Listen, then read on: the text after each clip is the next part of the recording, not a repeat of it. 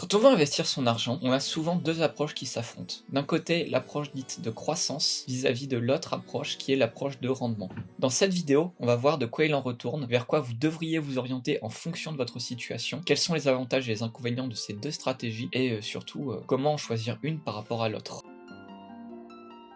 Quand on a un portefeuille qui s'oriente vers la croissance, l'objectif est simple. On va acheter une action à 100, 200 ou 300 euros par exemple, et on va vouloir la revendre 10 ans plus tard avec une plus-value qui soit importante. C'est une stratégie qui nous permet de faire augmenter notre patrimoine de manière assez conséquente, et c'est une stratégie qui se base sur un stock. C'est-à-dire qu'on va acheter un stock, attendre que le stock prenne en valeur, et une fois qu'il a pris en valeur, on va revendre ce stock pour acter une plus-value et faire grossir notre patrimoine. C'est une stratégie qui est assez connue et surtout très mise en avant quand on commence, parce que souvent on va s'imaginer qu'investir, c'est acheter un certain prix et revendre à un prix plus élevé, et c'est un cas qu'on retrouve par exemple souvent dans l'immobilier classique. Une personne va acheter un bien immobilier, la personne va rénover ce bien et par la suite la personne va revendre ce bien avec une plus-value. Donc quand on a une stratégie de croissance, la plus-value est actée quand on vend notre stock. Et de mon point de vue et du point de vue de beaucoup de gens, c'est ça le principal problème de cette stratégie là, c'est que si on veut prendre notre retraite, si on veut investir notre argent, en fait on va devoir taper dans le stock et au fur et à mesure des années il va diminuer. Donc par exemple on va mettre 100 euros par mois jusqu'à la fin de nos jours en bourse. Au bout de 60 ans, on va avoir 1 million d'euros de capital. Si on revend tout pour pouvoir vivre sur ce capital, la première année, on va dépenser 10 000, donc on n'aura plus que 990 000 de patrimoine. La deuxième année, on va dépenser à nouveau 10 000, donc on n'aura plus que 980 000 de patrimoine. En fait, c'est un stock qui va diminuer année après année pour qu'on puisse vivre dessus. Cependant, c'est une stratégie qui peut être intéressante si on veut se bâtir un capital qui soit conséquent. Encore une fois, on verra dans la suite de la vidéo comment on peut choisir entre une stratégie de croissance et une stratégie de rendement. Donc, on a quand même une très grosse possibilité de s'enrichir quand on a un portefeuille de croissance. Pour prendre un comparatif, moi j'ai deux types de portefeuilles quand j'investis en bourse, donc je vais pas vous donner les chiffres parce que c'est pas vraiment pertinent, donc on va juste donner des nombres qui sont les multiplicateurs que j'ai pu obtenir. Le portefeuille A, c'est le portefeuille de croissance, dedans j'avais investi 4 et au bout de 3 ans je suis monté à 10 dessus, là où le portefeuille de rendement, qui est un portefeuille à dividendes, j'ai investi 5, actuellement je suis à 6 et j'ai récupéré 0,7 de dividendes dessus, donc il n'y a vraiment pas une très grosse croissance. Donc si on veut vraiment faire grossir notre capital, ça va être vers ça qu'on doit s'orienter. Pour faire un bon portefeuille de croissance, on a besoin de compétences, de suivre fréquemment les marchés financiers, de bien connaître les actions et les actifs sur lesquels on veut investir, et de savoir trouver des entreprises qui soient sous-évaluées, ou alors avec une forte marge de croissance dans le futur. Il faut se renseigner et analyser. Par rapport à la sous-évaluation, en fait c'est quelque chose qui revient assez souvent, c'est que forcément pour qu'une action prenne en valeur, il faut que la valeur intrinsèque de l'entreprise augmente, ou alors que les gens se rendent compte de la réelle valeur d'une entreprise. Par exemple, on prend une innovation technologique comme l'IA, actuellement il y a beaucoup d'entreprises qui se basent sur l'IA, qui sont extrêmement profitables, mais juste le marché n'a pas encore compris la valeur intrinsèque de l'entreprise, donc les gens ne sont pas encore prêts à payer pour cette action. Donc si on se positionne avant tout le monde, avant que l'action ne commence à prendre en valeur, on peut vraiment avoir une grosse plus-value par rapport au fait que pour l'instant, pour la majorité des acteurs économiques, cette action est sous-évaluée. Les gens n'ont pas encore compris l'intérêt de cette action. Et donc souvent, quand on a un portefeuille de croissance, on va vouloir aller chercher les actions sous-évaluées ou les actions qui ont encore un très fort potentiel dans le futur. Au niveau des actions ou des actifs de croissance, on peut notamment citer le Bitcoin, qui est l'un des actifs de croissance qui a le mieux performé au cours des 10 dernières années. Aux US, dans la tech, on peut citer Nvidia, Microsoft ou Google qui sont des très bonnes actions de croissance quand on veut investir. En France, on a le cas de Téléperformance qui avait fait les gros titres il y a quelques années par rapport à l'actu en bourse. L'action était descendue énormément et toutes les semaines, on avait des nouvelles vidéos de gens qui disaient c'est le moment pour investir, c'est pas le moment, on attend, on achète. Et donc c'était vraiment une action qui avait fait couler beaucoup d'encre il y a quelques années dans le milieu de la sphère francophone en bourse. On peut aussi citer Dassault Systèmes qui est une action de croissance française. Et globalement, en France, quand on va s'orienter vers la croissance, on va surtout aller vers tout ce qui est le secteur du luxe. On a des assez grosses marges, très peu de dividendes et un réinvestissement massif des bénéfices dans la stratégie de l'entreprise, dans le tissu productif, dans la création d'emplois, la création de nouveaux produits. Donc on peut citer L'Oréal, Kering, Hermès ou LVMH. Pour toute cette raison, quand on se lance en bourse, on va plutôt vouloir partir vers ces stratégies-là, au moins au début, parce que c'est celle qui semble la plus logique.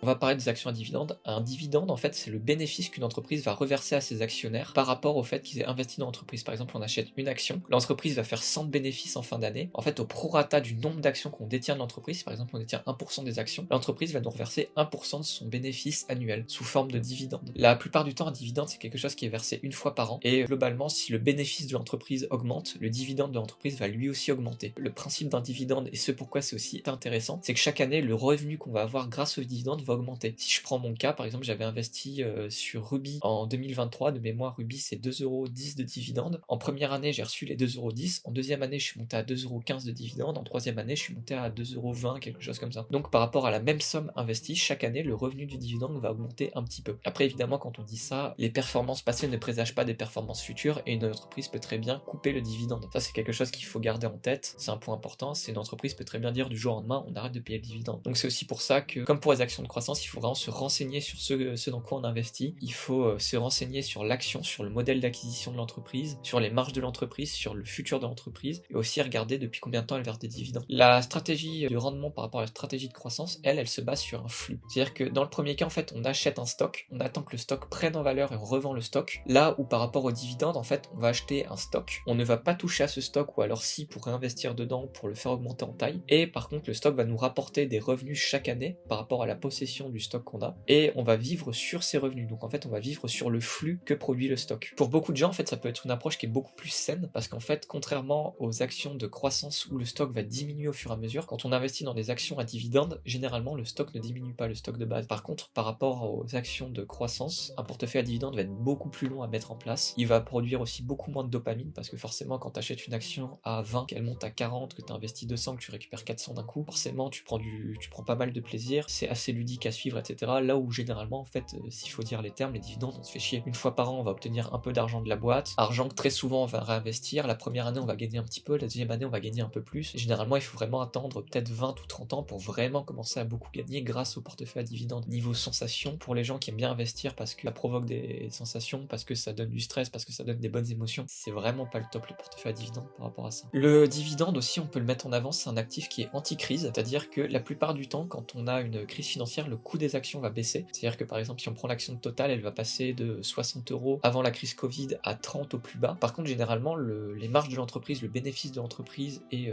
ce qui a trait au dividende, lui, ne baisse pas vraiment. Donc ça fait que pour la même somme investie, on va toucher plus d'argent pro rata de ce qu'on a investi. Et si on reprend le cas d'un réinvestissement du dividende, en fait, si Total continue à nous verser 3 € de dividende quand l'action vaut 30 ou 3 € de dividende quand l'action vaut 60, bah en fait, si on fait le calcul, il nous faut 10 actions Total en réinvestissant un dividende pour en racheter une 11e quand le cours de l'action baisse. Là où quand l'action est à 60, en fait, il nous faut 20 actions et réinvestir les dividendes des 20 actions pour en racheter une nouvelle. Donc en fait, tu as vraiment ce mécanisme très utile de plus le cours de l'action baisse et plus l'entreprise reste solide. En fait, plus on peut s'accaparer de nouvelles actions, plus on peut réinvestir son dividende et plus notre portefeuille peut grossir. Par contre, comme on l'a dit, par rapport aux actions croissance, une action à dividende, elle va très peu bouger. Pour reprendre l'exemple de Total, j'ai commencé à investir dans l'action quand elle était à 55, elle est montée à 60 l'an dernier. Là, elle est redescendue à 52.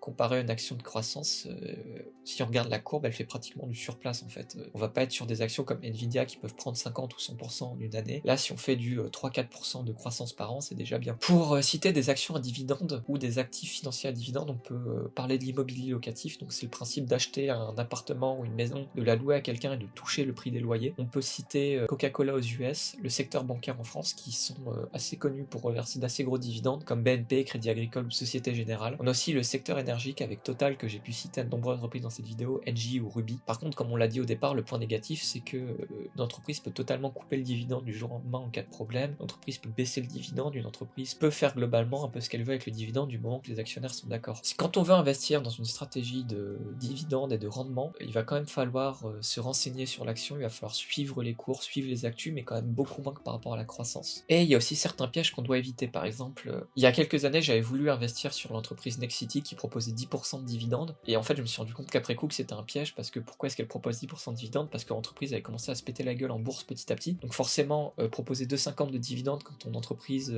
quand t'es valorisé à 50 € l'action, ça représente en moyenne 5% de rendement par an. Par contre, quand ton action passe de 50 à 25 €, en fait on passe de 5% de rendement à 10%, donc ça attire beaucoup d'investisseurs, mais en fait si on regarde la courbe sur le long terme, on voit que c'est pas du tout une bonne idée d'investir parce que juste l'entreprise ne fait que se casser la gueule en bourse. Donc ça c'est un des pièges principaux dans lequel on peut tomber quand on commence à investir dans les dividendes, et il faut vraiment s'en méfier. Donc maintenant qu'on a dit ça, on peut se poser une question: pourquoi est-ce que d'un côté tu as des entreprises qui peuvent verser des dividendes et de l'autre côté tu as des entreprises qui n'en versent pas? En fait, comme on l'a dit tout à l'heure, le versement du dividende est corrélé au bénéfice de l'entreprise. C'est-à-dire que les actionnaires vont se réunir et vont se dire: on a fait autant de bénéfices cette année, il va y avoir tant de bénéfices qui vont partir dans nos poches, il va y avoir autant de bénéfices qui vont partir dans les salaires, il va y avoir autant de bénéfices qui va partir dans les coûts de recherche et développement, etc. Et du coup, c'est ça qui permet à une entreprise de verser des dividendes. C'est-à-dire que les gens vont demander à l'entreprise de leur verser une partie significative de leurs bénéfices. Là où dans le cas d'une boîte de croissance, les actionnaires vont se réunir et vont se dire, pour l'instant on n'a pas envie d'être payé par l'entreprise, donc ce que vous allez faire, c'est que vous allez réinvestir tous vos bénéfices dans la recherche et développement, vous allez investir tous vos bénéfices dans l'acquisition d'une nouvelle source de trafic, dans quelque chose qui va faire augmenter la marge de l'entreprise, et donc ça fait que l'entreprise va pouvoir grossir encore plus en bénéfices l'an prochain, que l'action va être encore mieux valorisée. En fait, ce qui fait qu'une entreprise verse ou non un dividende, ça va juste être la décision des actionnaires de réinvestir le bénéfice dans l'entreprise pour continuer à faire grossir, ou de faire sortir le bénéfice de l'entreprise pour le récupérer. Comment choisir entre les deux? En fait, il y a plusieurs questions à se poser quand on veut prendre sa décision. La première étant, c'est quoi l'objectif d'investissement derrière? C'est-à-dire que la plupart des gens qui vont investir en bourse vont se dire qu'ils vont le faire pour leur retraite ou pour un autre événement de leur vie. Bon, bah dans ce cas-là, si on veut investir pour sa retraite, c'est mieux de prendre des dividendes pour avoir un flux qui augmente année après année, qu'on peut réinvestir, qu'on peut servir pour vivre, etc. Là où, par exemple, il y a beaucoup de gens qui vont aussi se dire, mais moi je veux investir en bourse ou je veux investir ailleurs pour pouvoir me payer ma résidence principale. Et là, dans ce cas-là, forcément, c'est mieux de partir sur une action de croissance. Parce que si ton but c'est de récupérer tes plus-values d'ici 10 ans et de pouvoir t'acheter quelque chose de gros avec, tu t'en fous d'avoir un petit revenu qui augmente chaque année. Et toi, ce que tu veux, c'est acheter pour 5000 et récupérer 20 000 10 ans plus tard pour faire un gros achat d'un coup. Ensuite, en numéro 2, on a la question de la tolérance au risque. C'est-à-dire que, comme on l'a dit, un portefeuille de croissance, c'est quelque chose qui est extrêmement volatile. Tout à l'heure, j'avais parlé de mes deux portefeuilles. En fait, ce que j'ai pas dit, c'est que le portefeuille, il est passé de 4 à 10. Ouais, sauf qu'entre-temps, il est passé de 10 à 7. Ensuite, il est passé de 7 à 9, de 9 à 4. En fait, le truc fait yo-yo depuis 4 ans. Donc, on a une énorme croissance sur ce portefeuille-là. Mais si t'acceptes pas la tolérance au risque, si tu as du mal à dormir quand ton argent il perd de la valeur, si tu as du mal à gérer tes émotions, en fait c'est le pire truc à faire d'investir dans des entreprises de croissance, quoi.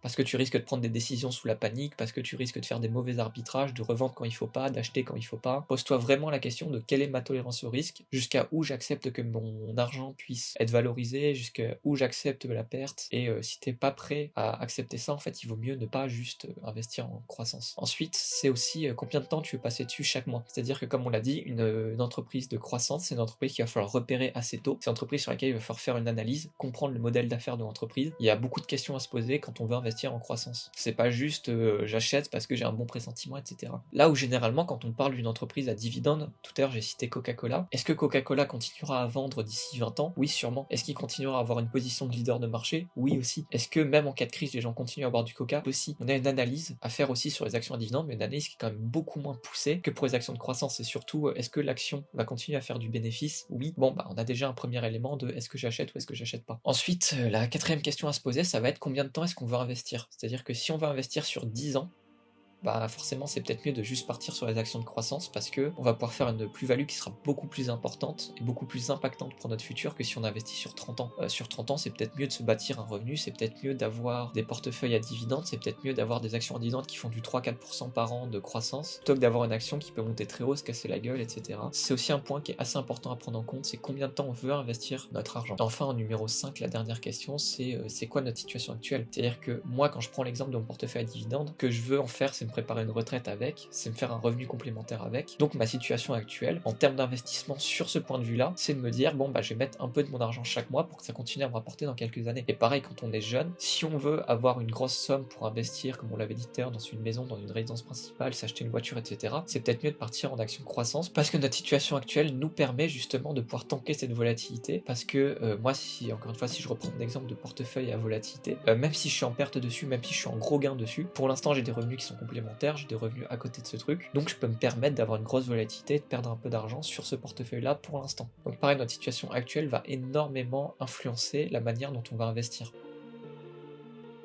En conclusion, en fait, il n'y a pas vraiment de bonne réponse à cette question-là de dans quoi j'investis, est-ce que je pars en croissance ou est-ce que je pars en dividende, parce que la réponse va énormément dépendre de tes objectifs, de ce que tu veux faire de l'argent, de pourquoi est-ce que tu investis, de combien de temps tu veux investir, de ta tolérance au risque. En fait, la réponse est propre à chacun. Et surtout, en fait, on n'est pas obligé de partir soit dans l'un, soit dans l'autre. Si quelqu'un investit 100 € par mois en bourse, en fait, il peut très bien mettre 50 € dans un portefeuille à dividende et 50 € dans des actions de croissance. Ou il peut très bien faire un 20-80 ou faire un truc. On n'est pas obligé de juste partir dans l'un ou juste partir dans l'autre. On peut très bien prendre les avantages des deux, avoir des objectifs différents pour une partie de notre portefeuille ou l'autre, et on n'est pas obligé de juste se placer d'un côté et y rester toute notre vie. Moi, si je prends encore une dernière fois l'exemple de mon portefeuille de croissance, je sais très bien qu'un jour, soit je vais l'hypothéquer pour acheter des actions à dividendes et faire grossir mon portefeuille à dividendes, soit un jour je vais claquer la totalité de ce portefeuille-là dans l'achat d'une maison, mais je peux très bien retourner ma veste du jour au lendemain et me dire, mais en fait là, la plus-value que j'ai, je vais la réinvestir en dividendes. C'est pas une ligne fixe qu'on n'a pas le droit de franchir. Le tout, comme je l'ai dit, c'est d'avoir un portefeuille qui soit aligné avec nous. Donc c'est la fin de cette vidéo, merci de m'avoir regardé, on se retrouve dimanche prochain pour la prochaine vidéo. Pour l'instant j'ai pas encore choisi le sujet, mais je pense qu'on va partir sur les indicateurs à regarder quand on veut acheter une action. Donc on se dit à dimanche prochain.